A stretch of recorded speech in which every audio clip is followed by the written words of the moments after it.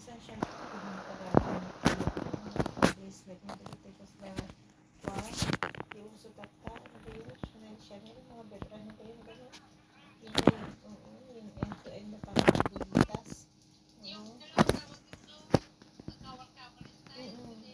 Oo, set yun, 100,000 ang pinambili ni Kuya.